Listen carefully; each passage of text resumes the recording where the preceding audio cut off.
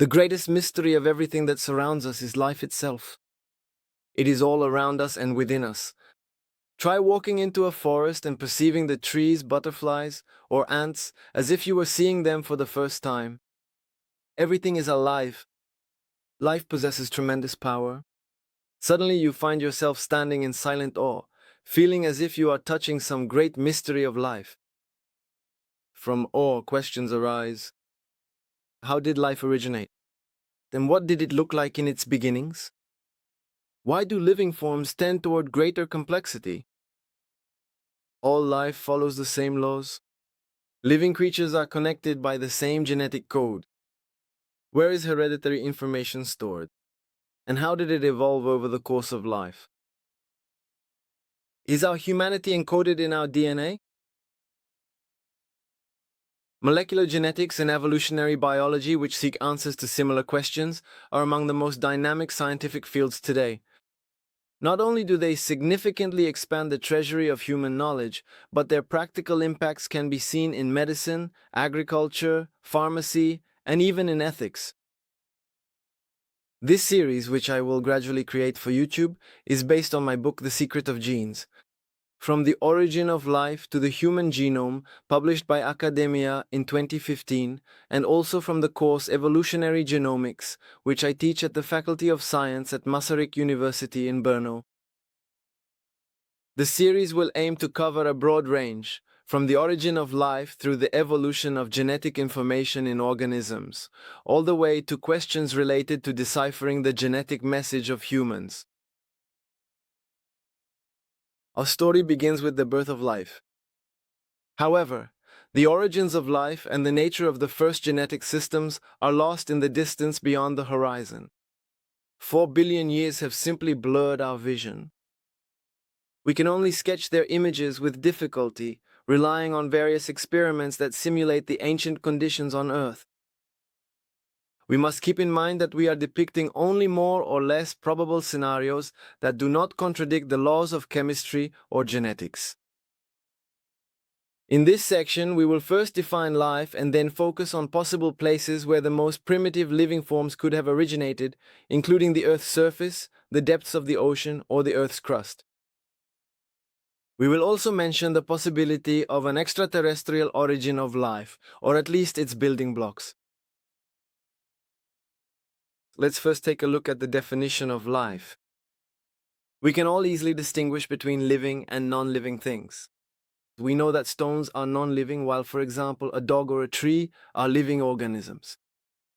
Most of the time, we can also tell whether an organism is still alive or has already died. From experience, we also know that things that are green are more likely to be plants, and things that move are more likely to be animals. Living organisms are made up of cells. The simplest organisms, such as bacteria, are made up of just a single cell.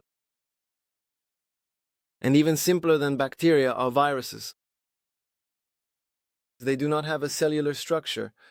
They are composed only of molecules of nucleic acids, that is DNA or RNA, surrounded by proteins. They are only able to live inside another cell at its expense.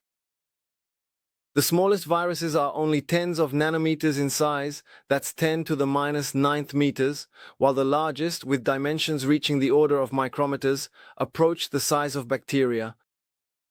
And the recently discovered giant viruses, so-called mimiviruses, are sometimes even larger in size and gene count than the smallest bacteria, which significantly blurs the boundary between the cellular and non-cellular world. Viruses actually just deliver information to the cell, telling it what to do, specifically how to make more and more copies of the virus. Are viruses even alive? Anyone who has ever had the flu or another viral illness knows well that these tiny clusters of molecules can really mess with their host and sometimes even kill them. They know how to make clever use of their minimal genetic equipment. When a single virus enters a cell, it is capable of multiplying into hundreds of new ones. Viral particles which usually kill the cell and can go on to infect other cells. However, many times they only lightly parasitize, reproducing at the cell's expense, and if it weren't for the host's immune response, they wouldn't bother it much at all. Because viruses are small and their offspring can be so numerous, their genetic makeup can change rapidly, allowing viruses to evolve quickly. With viruses, scientists can even observe evolution in real time. Through their activity, viruses significantly contribute to the evolution of their hosts, who are forced to defend themselves against viruses and thus also change themselves. Viruses often decide who survives, and if something ever wipes out our entire species, it will most likely be deadly viruses.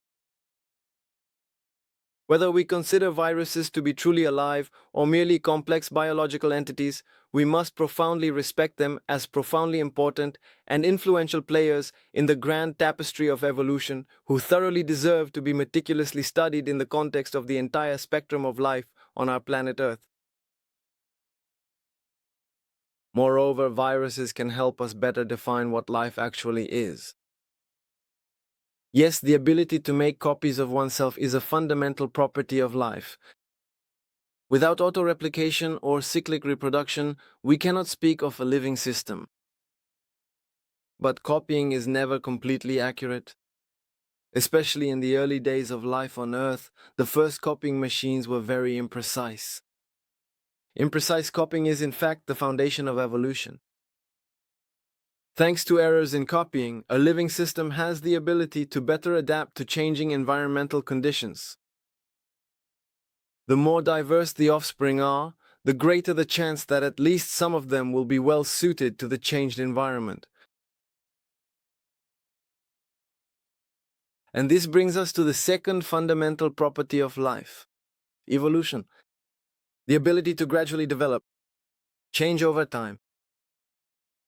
It is remarkable that life has more or less evolved from simpler forms to more complex ones. Even though there are exceptions, this trend is evident. But more on that another time. We can perceive the evolution of genetic information as a kind of mostly random wandering through genetic space-time.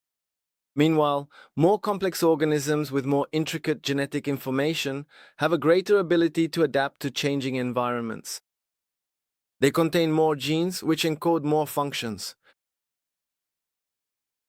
One possible reason why living organisms evolve into more complex forms is the fact that life has the ability to self-assemble into more intricate structures, which leads to the creation of various hierarchical structures.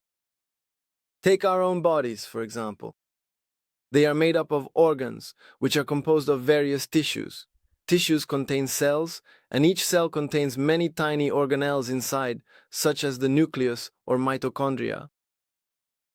And it's not just the bodies of organisms, our genetic information is also structured. Our entire genetic message stored in DNA is divided into chromosomes. These are made up of genes. Genes consist of smaller modules called exons. Eventually, we get down to the individual letters in our DNA.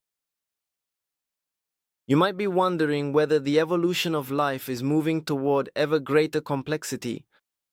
So how does life reconcile with the second law of thermodynamics?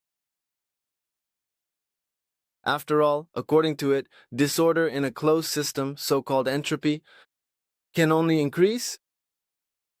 The answer is simple.